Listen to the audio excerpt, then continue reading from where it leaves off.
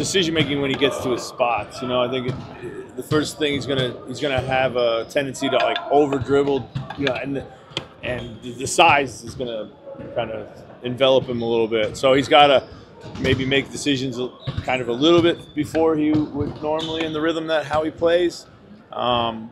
We've seen some of that, you know, over the last couple of weeks, getting better and better. And if, you know, I think that's like the mental side, is the skill side. I'm not worried about really. He's got a ton of game.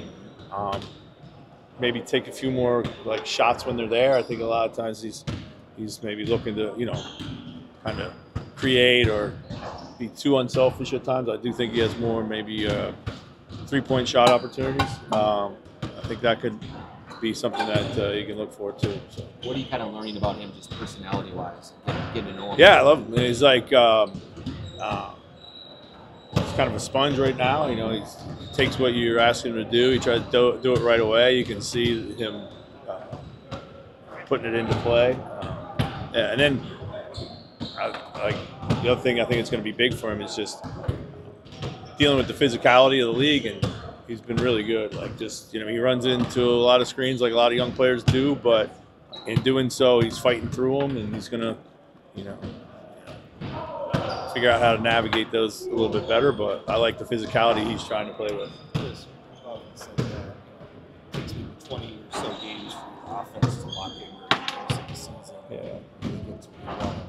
When you're incorporating, say, major personnel moves at this point of training camp, does that timeline get affected at all in terms of how you install things or what you expect of the offense? Well, we haven't made any major personnel moves yet. So let's say today in practice we had unbelievable continuity. It was fun to watch our first team really go out there and do a lot of things, kind of like you know,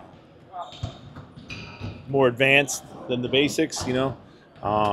But yeah, so you know, every team is different, regardless, you know. But having been together for a few years, these guys should know the offense, so they can move quickly to the next stages of it through training camp.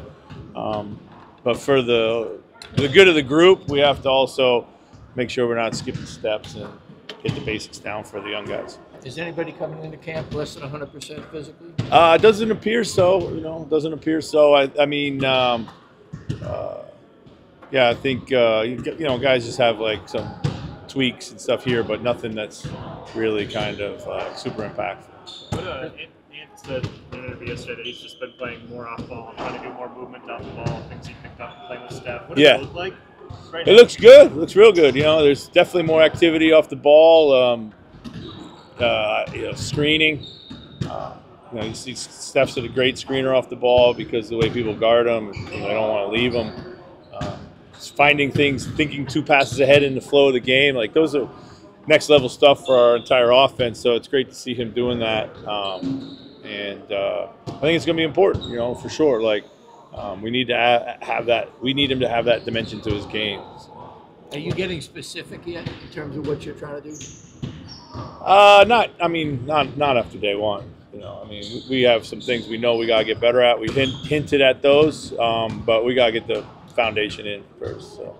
Finch embraces that mindset, like when the lights come on for the season. Can the offense look as close to like how you would actually like it to look in terms of an offense? I mean, if going by last season, no. I mean, I thought you know, we had a great offensive rhythm in preseason, and then we hit the Toronto game and.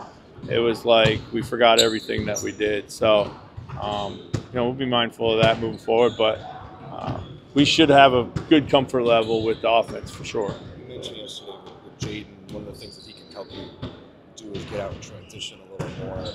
When it comes to the half court, what are maybe some of the things that you're looking for him to accentuate strengths of his? Yeah, we're just, you know, we put him in more pick and roll situations. We did a bunch of that today. Getting him in a combination with Rudy in particular, pick and roll, we feel like the length, you know, his ability to get to the heart of the defense and make late plays is an advantage, maybe something underutilized by us. What do you need to see more of? What do you need to see from Nas defensively this year? Yeah, I mean, he looked really good today. He's developed really good habits. You know, he used to play defense kind of standing up. Now he's down and more ready to play quicker guys coming off action, switchability. I think that's a big one for him. Just continue to get better and better, switching more things. And then just off-ball recognition sometimes where he can maybe make some, intelligent off-ball switches where we can put size on guys, in and around the paint and kick other smaller guys out, so. Chris, how about Rudy? What's sort of on your to-do list for his preseason? He looks really good today, man. He looks really, really good. His body looks great. But, to-do list with him is just we got to get back to, all the habits that made us a good defense. I think that's where it starts. Getting him a little bit more aggressive at times in pick and roll, I think, coming over a little bit earlier sometimes, just trusting some of that stuff. I think as he moves through his career, he can be a high-level impact defender at the rim, not just through shot blocking, but also early presence and verticality. Playing defense in the NBA, is it a lot, the more they play together, is that as important as any component to playing defense and teams get good defensively? Yeah, I think so, for sure. Particularly as you try to evolve your defense, get into more switch situations. It's kind of switching some players out of ideal things in advance, trying to be creative or clever. Those are things we definitely have to add to our defensive package. At times, I thought last year we needed that more.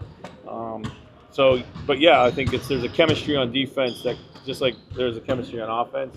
And when you have really, really great defensive players like a Jaden McDaniels and a Rudy, you got to give those guys some license and freedom and creativity on defense, and that means their teammates have to be willing and ready to react to what they're going to do too. So. How do you feel Nikhil's role on offense will change this season? Is he going to be more of a backup point guard? I think there'll be opportunities for him to play a little bit more there. But, we just need him to do the same things that he's done. Is just initiate the offense, be a really good ball mover, make spot shots, push transition. Just more of the things that I thought he excelled at last year. Awesome. Thanks, Thanks, guys.